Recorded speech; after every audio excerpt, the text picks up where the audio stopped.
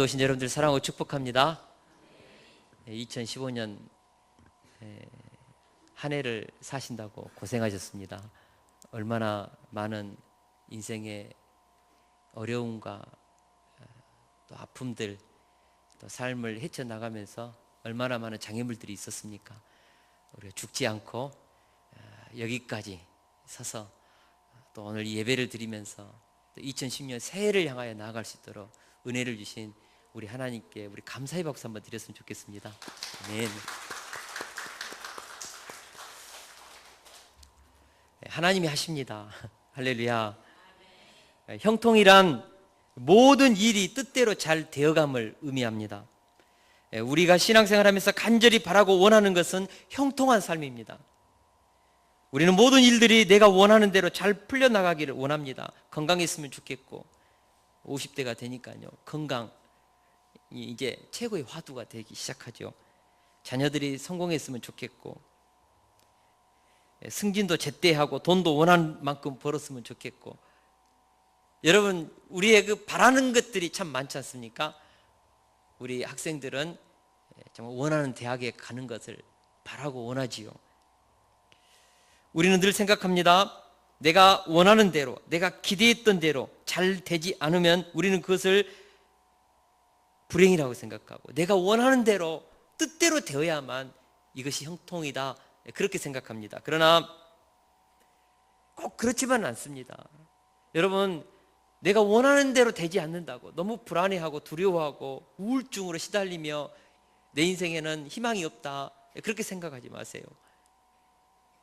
하나님을 믿는 자들에게는 섭리라는 것이 있습니다.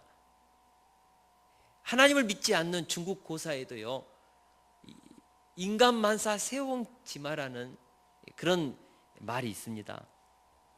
북방 국경 근처에 점을 잘 치는 한 늙은이가 살고 있었습니다. 하루는 그가 기르는 말이 아무 까닭도 없이 그 국경 너머로 오랑캐 땅으로 가버렸습니다. 말이 요즘에는 뭐 거의 자가용에 해당하는 엄청난 값비싼 그런 재산 목록이지 않습니까? 마을 사람들이 안타까워서 그 노인에게 가서 위로해주고 안 됐다고 막 격려해 줬습니다. 그런데요, 이 노인이요 이렇게 말하는 것입니다. 이것이 또 무슨 복이 될지 누가 알겠어? 그리고는 전혀 낙심하지 않는 거예요. 몇 달 후 뜻밖에도 그 도망갔던 말이요, 아주 그냥 건강하고 윤기 있는, 남들이 보기에도 정말 명마라 할 수 있는 그 좋은 배피를 데리고 왔어요.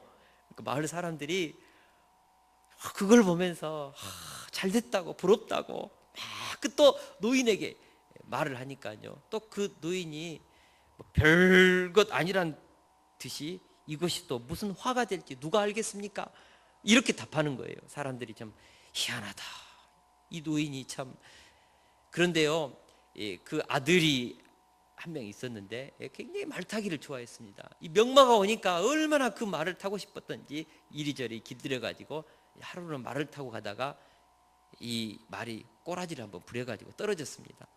그래서 다리가 부러졌는데 거의 회복 불가능할 정도로 거의 장애에 가까운 그런 상처를 받은 것입니다. 이제는 목발을 짚고 쩔뚝거리며 다니는 그 아들을 보면서 동네 사람들이 혀를 차면서 이 늙은이를 만나면 안 됐다고, 어떻게 하냐고 그러면서 힘내시라고 막 격려했는데, 또 이 노인이요 알 듯 모를 듯 태연한 표정을 지으면서 이것이 혹시 복이 될지 누가 알겠어? 그러는 것입니다. 그리고 나서요 1년 후에 북방에 있는 오랑캐들이 쳐들어왔습니다. 그래서 그 마을에 있는 모든 청년들이 다 징집되어 가지고 그 전쟁에 나와 가지고요 얼마나 치열했던지 그 마을에 전투에 참여했던 청년들이 전부 다 전사하고 말았습니다. 오직 그 늙은이 아들만 생명에 지장이 없고 살아남았다는 그런 이야기가 있지 않습니까? 인간 만사 세옹지마. 이처럼 모든 일이 내 뜻대로 잘 풀린다고 해서 형통한 것이 아니며 반대로 모든 일들이 내 뜻대로 안 풀린다고 해서 불행한 것도 아닙니다. 특별히 우리가 성경을 읽다 보면 이것이 더욱더 분명해집니다. 내 방식과 하나님의 방식이 다를 때가 있습니다. 물론 우리가 하나님의 뜻대로 잘 찾아서 가면 하나님이 막 그 길을 열어주시지만 어떨 때는 하나님께서 우리의 가는 길을 막을 때가 있고 도무지 복의 문을 안 열어주시고 내가 어떻게 생각해보면 그 길이 꼭 실패요, 내 인생의 저주처럼 여겨지는 그런 고난의 시기가 찾아올 때가 있습니다. 우리는 이럴 때 많이 절망하지요. 그러나 잠언서에 보면 이것에 대해서 여러 가지로 꼭 우리 인생이 안 풀린다고 해서 절망하지 말라는 뜻에서 이런 말을 하고 있습니다. 사람의 마음에는 많은 계획이 있어도 오직 여호와의 뜻만이 완전히 서리라. 마음의 경영은 사람에게 있어도 말의 응답은 여호와께로부터 나오느니라. 너의 행사를 여호와께 맡기라. 그리하면 내가 경영하는 것이 이루어지리라. 하나님을 사랑하는 자, 그 뜻대로 부르심을 받은 자들에게는 합력한 선을 이룬다. 우리 이것은 다 알고 있지 않습니까? 하나님의 뜻 안에서 우리가 믿음으로 살다 보면 내 생각에는 이것이 옳은데 하나님 생각에는 이쪽으로 가면은 큰 화가 있고 이쪽으로 가면 안 돼요. 이럴 경우에 하나님이 막으십니다. 그리고 더 좋은 길을 준비하시고 그쪽으로 우리 인생을 턴하도록 할 때가 있습니다. 근데 하나님이 막으시고 안 된다고 할 때 우리는 이것이 마치 인생이 실패하는 것처럼 우울해하고 하나님이 나와 함께 하지 않는다고 떼를 쓰고 의심하는데, 여러분, 우리가 하나님의 섭리를 믿는다면 우리는 그런 하나님의 인도하심을 우리는 붙들어야 하고 믿어야 하고, 안 될 때도 하나님의 뜻이 있겠지, 더 좋은 하나님의 계획이 있겠지, 이 마음으로 고백하면서 감사함으로 그 상황을 받아들일 수 있는 믿음에까지 이르러야 한다는 것입니다. 하나님의 자녀들의 인생은 섭리 안에서 인도되고 있다. 저는 이것을 믿습니다. 카자흐스탄에서 선교 사역을 하던 한재성 선교사님의 이야기가 있습니다.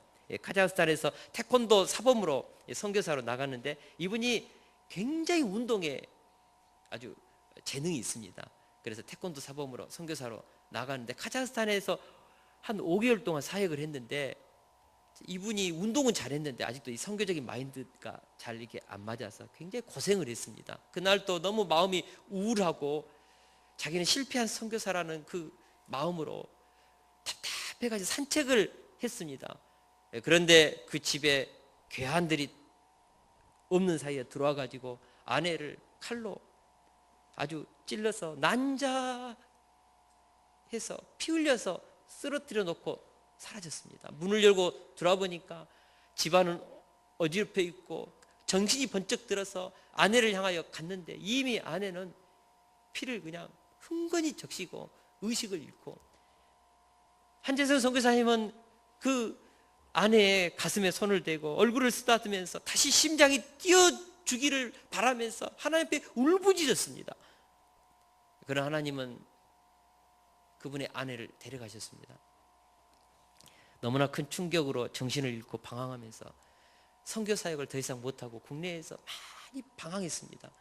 그러나 하나님께서 여러 번 어떤 영을 받으신 분들을 통하여 위로도 해주시고, 그럼에도 불구하고 아직도 여전히 마음을 못 잡고 있던 어느 날 성경을 읽다가 사무엘상 2장 6절 한나의 고백을 읽게 되었습니다. 여호와는 죽이기도 하시고 살리기도 하시며 음부에 내리기도 하시고 올리기도 하시는도다. 하나님의 로드십, 주권, 이것을 이분이 깨달은 것입니다. 그래서 이분이 마음을, 그래, 우리 하나님께서 아내에게 더 좋은 계획이 있어서 데려갔겠지, 이것이 영접이 된 거예요.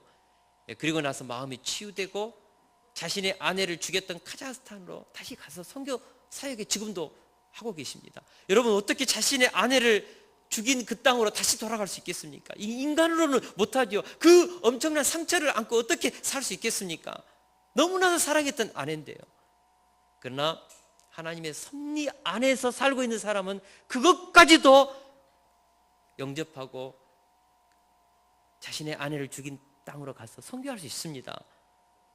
우리 그리스도인들은 섭리 안에서 하나님의 오묘하고 신비하신 뜻 안에서 우리의 인생이 인도되고 있다는 이 사실을 믿기에 우리는 고난의 때도 일어서서 나가는 것입니다. 할렐루야. 우리 인생 가운데 벌어지는 일들을 우리는 다 이해할 수 없습니다. 그러나 중요한 것은 우리가 하나님을 의지한다면, 그리고 하나님을 정말 신뢰하고 그분의 뜻을 섬기면서 성경 말씀대로 살고 있다면 우리의 삶의 모든 사건들을 합력하여 형통으로 연결될 것입니다. 비록 현재는 이해되지 않는 일일지라도, 비록 내 뜻대로 되지 않는 일일지라도 결국은 하나님의 섭리 안에서 선은 만들어질 것입니다. 하나님의 자녀들은 반드시 그렇게 하십니다. 하나님께서. 할렐루야. 창세기 50장 20절에 보면은 요셉이 자신을 팔아 넘기고 자신을 죽이려고 했던 형들을 용서하는 장면이 나오지 않습니까? 당신들은 나를 해하려 하였으나 하나님은 그것을 선으로 바꾸사 오늘과 같이 많은 백성의 생명을 구원하게 하시려 하셨나니. 자신의 인생을 핍박하고 자신의 생명을 해치려 했던, 그리고 자신을 애굽의 노예로 팔아 넘겼던 그 가슴에 못을 박았던 형들을 20년 후 용서하지 않습니까? 왜 용서가 되는 것입니까? 하나님의 섭리, 생명을 살리고 자신의 그 야곱의 70명의 후손들을 고센 땅에 데려와서 큰 민족을 이루고자 하시는 하나님의 뜻을 발견했기 때문에 섭리 안에서 자신의 인생이 인도되고 있음을 알았기에 그 아픈 과거가 치유가 되고 형들을 품었습니다. 이것이 섭리를 붙잡고 사는 사람들의 인생인 것입니다. 오늘 말씀은 사도 바울의 마지막 여행입니다. 사도 바울이 그렇게 원했던 로마로 향한 선교 여행을 떠났습니다.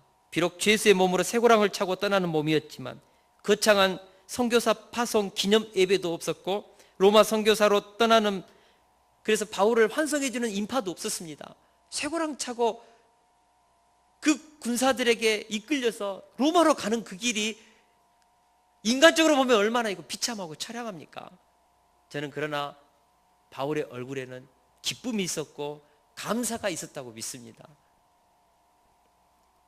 왜냐하면 이 길은 하나님이 만들어낸 작품이었기 때문에 그렇습니다. 하나님이 뜻하신 대로 열렸기 때문에 그렇습니다. 죄수의 몸으로 쇠고랑을 차고 로마로 가지만 하나님의 계획 속에 진행되었기에 그 길이 형통의 길이요 축복의 길이라는 것을 바울은 믿었습니다. 그래서 얼굴에는 감사가 있었지요. 하나님은 로마로 떠나는 바울에게 두 가지 위로를 주는 사건을 오늘 본문에 보니까 주십니다. 첫 번째로는 누가와 아리스다고가 바울과 동행해 준 것입니다. 누가는 바울의 주치의로서 바울의 건강을 챙겼습니다. 우리가 잘 아는 것처럼 바울은 안질했다가 60세 가까운 그 노구에 몸을 입고 선교여행 다면서 돌에도 맞고 헐벗고 굶주리고 그 몸이 정상이 아니었습니다. 학자들은 바울이 간질병을 가지고 있었다고 했는데 갑자기 간질병이 터지면 뭐 이거 어떻게 합니까? 하나님은 누가를 통해서 바울을 옆에서 잘 간호하면서 섬기게 해준 것이죠. 또 그리고 한 명 아리스다고 데살로니가에서 만났던 제자인데 그가 바울과 동행해 주기 위해서 노예의 신분으로 자처하면서 바울의 종으로 자처하면서 그 배에 탑승했습니다. 이렇게 해서 바울은 누가와 아리스다고를 통하여 큰 힘을 얻은 것입니다. 여러분, 폴 투르니에라는 사람이요 이런 말을 했습니다. 우리가 혼자서 할 수 없는 일이 두 가지가 있다. 하나는 결혼이고 다른 하나는 그리스도인이 되는 것이다.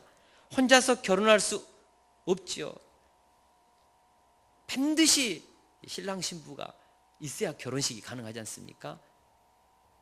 또 하나, 그리스도인이 된다는 것은 나를 붙잡아주고 위로해주고 기도해주는 또 다른 그리스도인을 얻는다는 사실입니다. 혼자는 그리스도인이 될 수 없습니다. 그리스도인이 되는 순간 우리는 나와 또 다른 그리스도인을 동역자로 얻는 것입니다.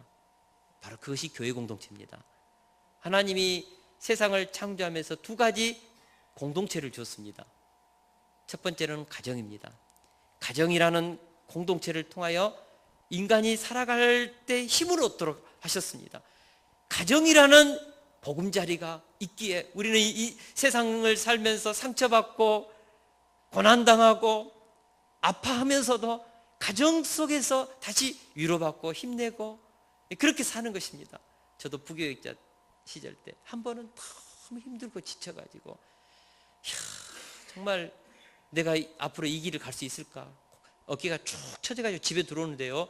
그 당시 이렇게 그 초등학교 6학년가 됐던 것 같아요. 두 아들이 탁 누워서 자고 있더라고요. 그 모습을 보는데 힘이 불끈 생기고 야 다시 믿음으로 살아야겠다 막 그런 마음이 들더라니까요.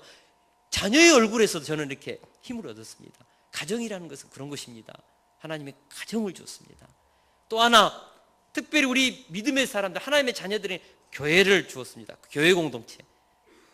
우리는 교회를 통하여서 힘을 얻고 지지받고 격려를 얻습니다. 인생에 어렵고 힘든 일을 만나면 기도 지원도 받고요.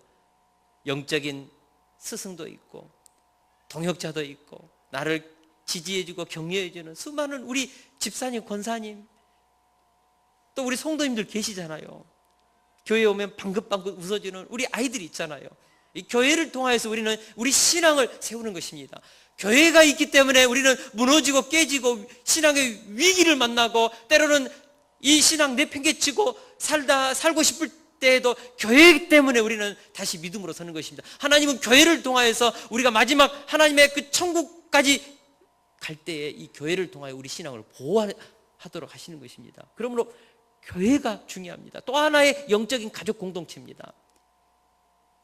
제가 이번에 우리 손영희 권사님 따님 한성의 자매가 수술을 받았습니다. 자궁근종 수술인데 정말 기도해주고 싶어서 가려고 했더니 우리 한성의 자매님이 교회에 이렇게 못 나와서 미안하다고 그냥 교회에서 기도만 해주시면 고맙겠다고. 제가 그 말을 듣고 너무 마음이 아팠어요. 그래서 아침에 달려가서 머리에 안수하고 말씀 주면서 기도를 했는데 이 자매가 눈물을 글썽글썽 하면서 이 기도를 받으면서 이렇게 다시 한번 이렇게 좀 마음의 평안을 얻는 것을 보면서 참 마음의 목회자로서 이 자매를 바라보면서 다시 한번 이 목회자로서의 삶에 대해서 생각하게 되었는데 그렇지요. 여러분 교회가 그런 것입니다. 교회를 통하여서 힘을 얻는 것이죠. 자매님 혹이 모양이 좋지 않아가지고 암일 수도 있다고 했거든요. 그러니까 얼마나 그 수술을 앞두고 마음이 불안과 근심이 있었겠습니까? 하나님이 주시는 위로의 기도, 만짐의 기도, 공동체의 그 기도 지원, 이런 것들이 우리의 신앙을, 우리의 인생길을 다시 한번 세우는 것입니다.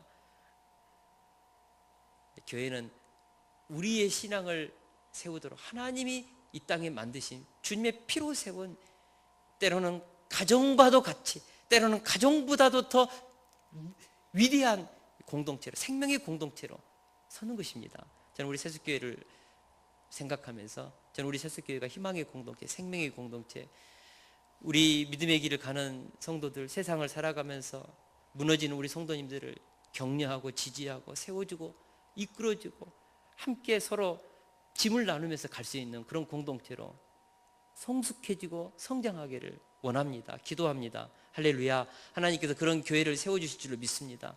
바울에게 격려가 되고 힘이 되었던 공동체가 되기를 원합니다. 그 위대한 바울 사도도 혼자 사역 못합니다. 주변에 있는 누가와 아리스다고와 디도와 같은 빌립보 교회와 또 수많은 교회들의 기도 지원 속에서 그 사역을 같이 감당하는 것이지 어떻게 혼자 합니까? 동일합니다. 우리가 천국 갈 때까지 교회는 우리 인생 가운데 너무나 큰 신앙의 안식처고 우리의 생명의 터입니다. 할렐루야. 두 번째로 로마 백부장 율리오의 친절이었습니다. 그는 단순한 인사치레 정도의 친절을 베푸는 것이 아니라 정말 바울을 온 마음을 다해 배려해 주었습니다. 바울이 시돈에서 친구들을 만날 때 자연스럽게 만날 수 있도록 호의를 베풀어 주었고, 유라굴라 태풍으로 배가 침몰할 때 군사들이 제수들을 죽이려고 했습니다. 왜냐하면 쇠고랑을 풀어지면 도망가니까. 그러나 율리오가 바울을 살리기 위해서 죽이지 말고 쇠고랑을 풀어주라, 도망가지 않는다. 율리오가 왜 이처럼 바울 사도에게 친절과 호의를 베푸는 것입니까? 바울 사도의 가는 그 길, 로마에서 바울이 해야 될 하나님의 사명이 있기 때문에 율리오와 같은 백부장을 붙여주셔서 바울의 생명을 보호하는 천사의 역할을 하는 것입니다. 우리가 하나님의 뜻 안에서 믿음으로 살면 하나님은 우리와 생명을 함께 할 수 있는 누가와 아리스타와 같은 사람도 붙여주시고, 믿지 않지만은 백부장 율리오와 같은 사람을 붙여주셔서 하나님의 뜻을 이루고 하나님의 영광을 드러낼 수 있도록 우리의 인생길을 보호하십니다. 그러면 우리가 하나님의 뜻 안에서 사는 것이 중요합니다. 바울이 로마로 향했을 때 바울의 마음을 위로해 주는 사건들도 많았지만 바울의 마음을 어렵게 하는 사건들도 있었습니다. 우리 다 같이 4절 말씀을 같이 한번 읽어보겠습니다. 4절 말씀 시작. 맞바람을 피하여 굽으로 해안을 의지하여 항해하여. 아멘. 여기서 우리 지도를 좀 보면서 한번 바울의 그 여정을 좀 간단히 좀 설명을 좀 해드리겠습니다. 지금 바울이 에루살렘에서 가이사라 몇 년 있었습니까? 2년 있었습니다. 그죠? 2년 있다가 마침내 출발해가지고 시돈에 갔습니다. 본래는 지중해에서 금식하는 그 기간이었는데 그 기간에 지중해에서 서풍이 불어왔습니다. 그러니까 본래는 이 니도에서 이렇게 지중해를 시원스럽게 통과해가지고 시돈으로 이렇게 이쪽으로 가이사르로 에루살렘으로 올 수 있는데, 이때는 너무나 바람이 이렇게 불어오니까 이쪽으로 이 키프로스 이 섬, 구브로 섬으로 밑으로 항해 못하고 위쪽으로 해안 쪽으로 이렇게 바람을 피해서 갔다는 것입니다. 굉장히 힘겨운 그런 로마행이었습니다. 무라까지 와가지고 무라에서 이 니도까지가 하루거리입니다. 근데 오늘 성경에 보니까 며칠을 걸렸다고 했습니다. 왜냐하면 바람이 엄청나게 불어왔기 때문에 항해를 못했습니다. 그래서 이 무라에서 애굽에 있는 알렉산드리아에서 오는 큰 그 배를 여기서 갈아타고 니도로 가서 워낙 풍랑이니까 이쪽으로 못 가고 위 밑쪽으로 이렇게 해서 가다가 이 살모네로 와서 이건 잘못된 것 같아요. 이쪽으로 와가지고 와서 살모네에서 미항으로 도착했습니다. 미항은 조그만한 시골 항구입니다.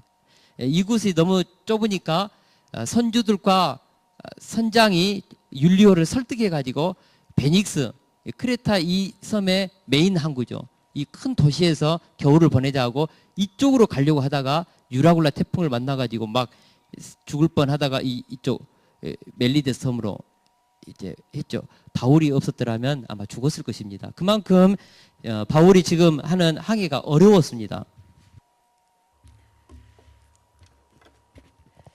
우리 다시 한번 사도행전 27장 10절에서 11절을 같이 한번 읽겠습니다.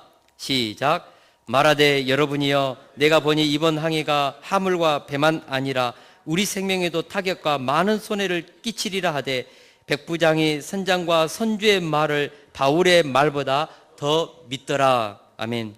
우리가 이 세상을 사는 동안에 언제나 두 가지 음성이 있습니다. 하나는 인간의 지식과 경험을 통해서 들려오는 음성이고, 다른 하나는 하나님의 말씀을 통해서 들려오는 음성입니다. 백부장 율리오는 바울의 말을 거절했습니다. 바울이 하나님으로부터 들었던 음성, 이번 여행길에는 어렵습니다. 잘못하면 생명이 위태롭습니다. 함을 다 잃고 배도 난파될 것입니다. 이 바울이 들었던 하나님의 음성을 거부하고 선장의 그 경험과 노련한 노하우, 그리고 선주의 그 베테랑 있는 그런 어떤 그의 주장을 듣고 베닉스로 향하는 길에 올랐다가, 바울이 없었다면 그들은 다 유라굴라 태풍에 죽었을 것입니다. 바울이 그 배에 탔기 때문에 산 거예요. 하나님의 사명인의 사람이 있으면, 그리고 그 사명인을 위해서라도 하나님은 때로는 새 일을 행하십니다. 중요한 것은 백부장 율리오가 사람의 지식, 전문가의 그 선장의 말에 더 귀를 기울이고 신앙인의 바울의 권면을 듣지 않았다는 사실입니다. 우리도 그럴 때가 있어요. 내 방식이 더 옳고 하나님의 방식이 틀릴 것 같은 생각이 들 때 있잖아요. 그런 경험 해보신 적 없습니까? 내 생각대로 하면 틀림없이 성공할 것 같고 성경적으로 하면 손해보고 망할 것 같은 생각 들 때 있지요. 목사님이 아무리 권면해도 세상 물정 모르는 목사님의 말씀은 틀린 것 같고 세상의 전문가의 말이 더 신뢰가 되고 더 옳게 여겨질 때가 있지 않습니까? 지성의 전당에 가면요, 그 대학에 있는 교수님들이 미국에서, 서독에서, 독일에서 막 박사학위 받아오신 기라성 같은 지성의 최정상에 있는 분들이 학생들에게 막 말을 합니다. 그 신앙에 대해서, 기독교에 대해서, 하나님에 대해서 구닥다리 같은 것이라고 성경 말씀이 오늘 우리 시대에도 맞다냐 하고 한마디 툭툭 던지면요, 그렇게 고등학교 때까지 신앙에 불탔던 신실한 아이들이 신앙이 막 팍팍 쓰러집니다. 무너져요. 저는 많은 경우에 교회에서 열심히 교회 다니다가 대학에서 무너지는 아이들을 너무 많이 봤습니다. 청년들을. 우리가 이것을 알아야 합니다. 아무리 세상에 위대한 그런 지식을 가지고 있는 교수라 할지라도, 전문가라 할지라도요, 틀릴 때가 있어요. 위대한 철학자 아리스토텔레스가요, 무거운 물체는 가벼운 것보다 더 빨리 떨어진다는 원리를 가르쳤습니다. 그래서 서구에서는 2000년 동안 아리스토텔레스가 가르쳤던 무거운 물체는 가벼운 물체보다 더 일찍 땅에 떨어진다는 이것을 믿었습니다. 근데 갈릴레오가 실험을 해보니까 똑같이 떨어지는 거예요. 그래서 아리스토텔레스가 틀렸다는 것을 증명하기 위해서 당시 피사탑 위에 올라가 가지고 그 당시에 수많은 그 도시의 엘리트들, 학자들을 불러가지고 아리스토텔레스가 주장했던 거 틀렸다고 해서 위에서 두 물체를, 하나는 10파운드짜리하고 1파운드짜리를 동시에 떨어뜨렸습니다. 똑같이 떨어졌습니다. 이것을 보고도요, 그 시대 학자들이요, 아리스토텔레스가 맞다고, 당신이 하는 실험은 틀렸다고, 주장하는 것은 틀렸다고 고개를 흔들고 믿지 않고 돌아갔다는 유명한 그런 일화가 있습니다. 우리가 잘 아는 것처럼 갈릴레오가 지동설을 주장하니까 종교 재판을 열어가지고 갈릴레오 죽이려고 했지 않습니까? 눈으로 볼 때는 태양이 돈 것 같이 보이니까 이 인식에 대한 왜곡, 오류 현상이 있습니다. 지식에도 그런 것이 있습니다. 수많은 학문의 그 전당에도 과학적인 실험을 통해서 만들어낸 그런 법칙에도요, 오류가 있어요. 제가 과학을 깊이는 공부해 보지 않았지만 해보니까 뉴턴의 만유인력 법칙이 절대적이진 않습니다. 그것을 깼습니다. 아인슈타인의 상대성 이론을 통하여서 또 한 번의 과학에 대한 수정이 있었지 않습니까? 인간의 지식이 이와 같습니다. 인간의 오성과 이성을 통해서 획득된 지식과 경험을 통해 쌓은 지식이 항상 그런 것은 아니지만 종종 왜곡 현상을 일으킬 때가 있어요. 아무리 그 사람이 위대한 과학자요, 철학자요, 전문가요, 박사라 할지라도 틀릴 수 있습니다. 제가 말하는 것은 틀릴 수 있다는 거예요. 수많은 데이터를 부정한 것은 아닙니다. 틀릴 수도 있다는 거예요. 그럼에도 불구하고 우리는 세상의 전문가로 자처하는 선주나 선장의 말을 진리처럼 믿고 따른다는 것입니다. 성경의 가르침보다 TV에서 방영하는 전문가들의 소리에 민감하게 반응합니다. 말씀을 통해 들려오는 성령의 음성보다 세상에 성공한 경영자들이나 박사들, 의사들, 과학자들의 주장에 마음이 흔들리고 기준이 흔들리는 그리스도인들이 참 많습니다. 그래서 관상쟁이가 말하면 그냥 훅 하고 그들이 정리해주고 정의해주는 말에 우리 인생의 테두리를 딱 정하는 사람들이 얼마나 많은지요. 빅터 세리브와 코프라는 사람이 있습니다. 이 사람이 학교에 다닐 때 전응하라고 놀림받았고 좀 말문이 더듬거리고 좀 글을 읽는 것이 좀 늦으니까 또 어리숙하니까 전응하라고 놀렸고 선생님이 15살 때 야, 너 공부 그만하고 학교 그만 다니고 너는 장사나 해라. 그러면 너는 성공한다. 그 선생님의 말씀을 굳게 믿고 진리처럼 믿고 15살 때 학교에 그만두고 중퇴하고 세상에 나가서 열심히 장사했습니다. 무려 17년 동안을 그렇게 했어요. 되는 일 없었습니다.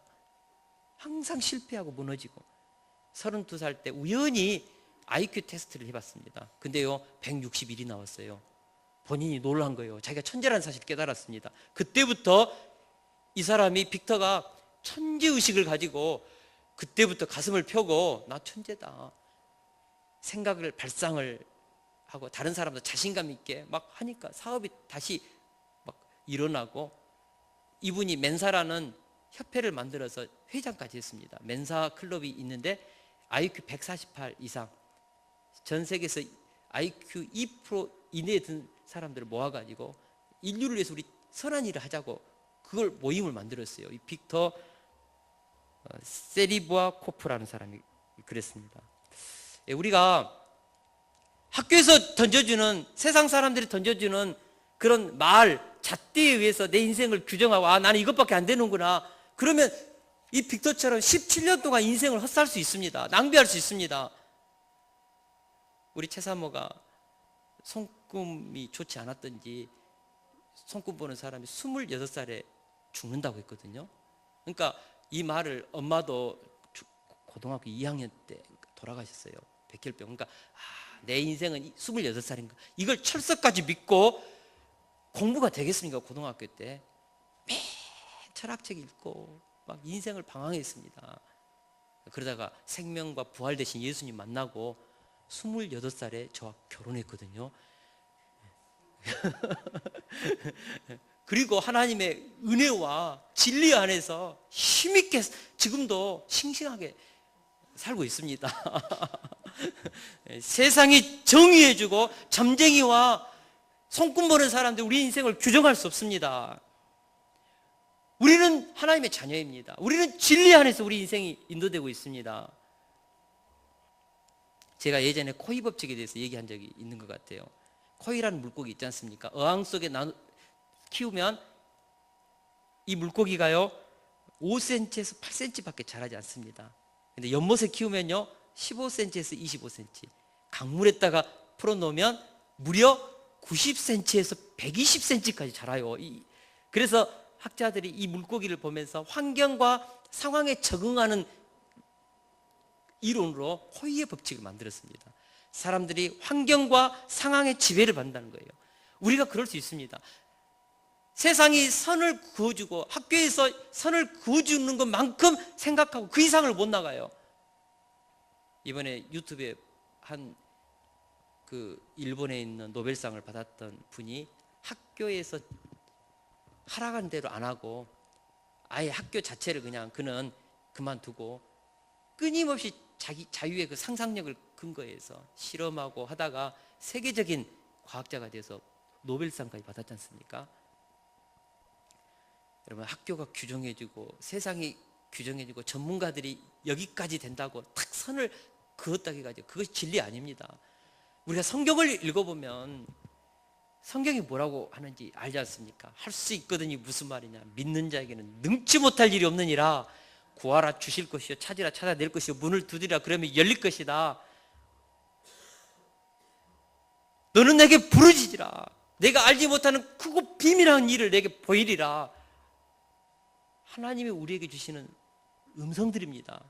그래서 하나님의 자녀들은 세상이 우리의 인생을 정의에 내리도록 전문가들이 우리의 인생을 정의하도록 내버려 둬서는 안 되는 것입니다. 바울 사도를 보십시오. 선주와 선장이 아무리 경험을 가지고 얘기를 해도 하나님의 음성을 가지고 이번 여행은 미항에서 여기서 쉬어야 됩니다. 더 가면은 배 난파되고 함을 다 잃고 생명까지 위태롭습니다.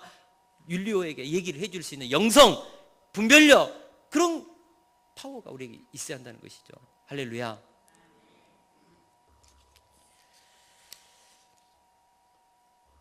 우리가 성경에 귀를 기울이는 인생,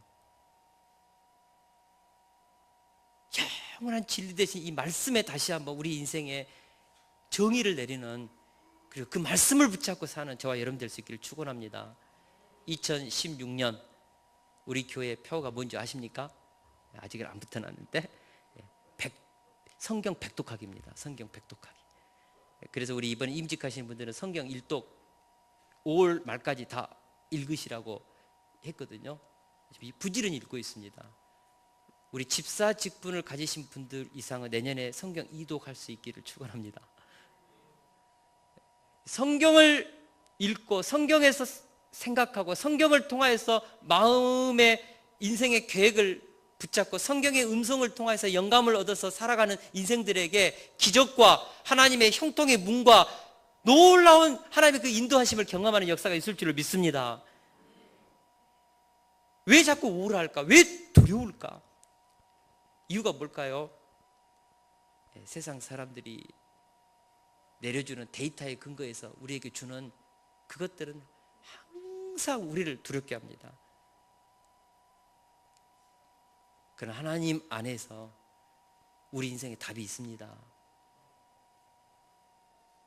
하나님의 말씀을 묵상하는 사람만이, 새벽마다 말씀 붙잡고 하루를 시작하는 사람만이 하루를 힘있게 감사와 기쁨으로 저는 시작할 수 있다고 믿습니다.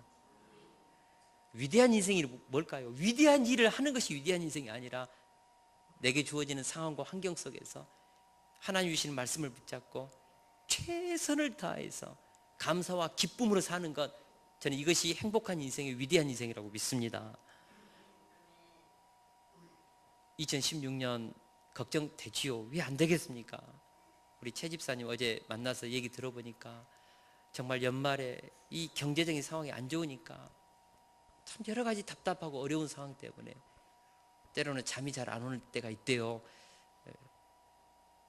제가 이런 우리 사회에서 정말 어렵고 힘들게 살아가는 우리 성도님들의 마음을 압니다. 그럼에도 불구하고 우리 하나님 계십니다. 동행하고 계십니다. 불과 구름 기둥으로 인도하고 있고요. 그래서 2016년 희망의 새해가 될 줄로 믿습니다. 하나님께서 우리와 함께 하십니다. 2015년보다 16년 더 좋은 하나님의 진보가 있고 성장이 있고 비밀한 하나님의 계획이, 섭리가 2016년도에도 우리 인생 가운데 기다리고 있습니다. 우리가 이것을 믿고 2016년 하나님 앞에 기도 제목 붙잡고 우리 힘을 다해서 감사와 기쁨을 가지고 도전하는 저와 여러분 될 수 있기를 축원합니다. 아멘. 우리 찬양하고 같이 기도하는 시간 갖겠습니다. 아침함에 안개 눈앞 가리던 나의 약한 믿음, 의심 쌓일 때 말씀 붙잡고 주님 바라보고 다시 한번 나아가겠습니다.